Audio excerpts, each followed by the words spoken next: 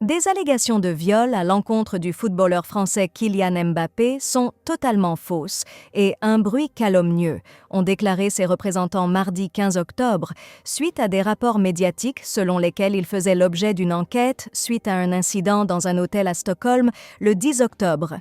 Les procureurs suédois ont confirmé dans un communiqué en réponse à la couverture médiatique qu'une enquête sur un prétendu viol dans un hôtel du centre de Stockholm avait été ouverte, mais n'ont pas identifié de suspect. Le diffuseur public suédois SVT, ainsi que les quotidiens Express et Aftonbladet, citant des sources non identifiées, ont rapporté que Mbappé, 25 ans, était suspecté dans cette affaire.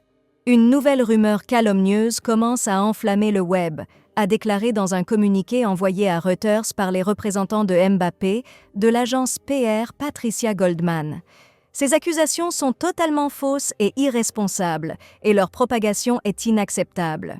Kylian Mbappé ne tolérera en aucun cas que son intégrité, sa réputation et son honneur soient assalis par des insinuations sans fondement.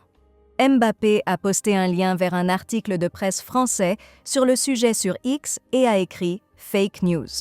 Le capitaine de l'équipe nationale de France et attaquant du Real Madrid était en voyage privé dans la capitale nordique la semaine dernière avec un groupe d'amis, rapportent les médias suédois. Mbappé et ses amis ont quitté la Suède le vendredi 11 octobre. Un rapport sur les allégations à l'encontre de Mbappé a été déposé auprès de la police par une victime non identifiée le jour suivant, selon Expressen et le quotidien Aftonbladet. En réponse au rapport médiatique concernant un viol suspecté à Stockholm, le procureur peut confirmer qu'un rapport criminel a été soumis à la police, a déclaré l'autorité de poursuite suédoise dans un communiqué mardi. Reuters n'a pas pu confirmer indépendamment l'identité de la prétendue victime ni les circonstances entourant l'agression présumée.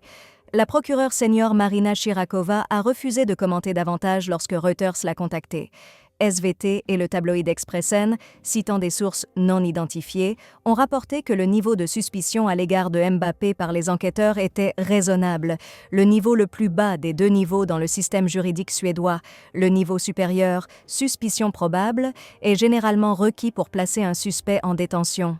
Mbappé s'est entraîné avec ses coéquipiers du Real Madrid mardi. Le club n'a pas immédiatement répondu lorsqu'il a été demandé s'il était au courant de l'enquête et s'il avait été contacté par les autorités suédoises.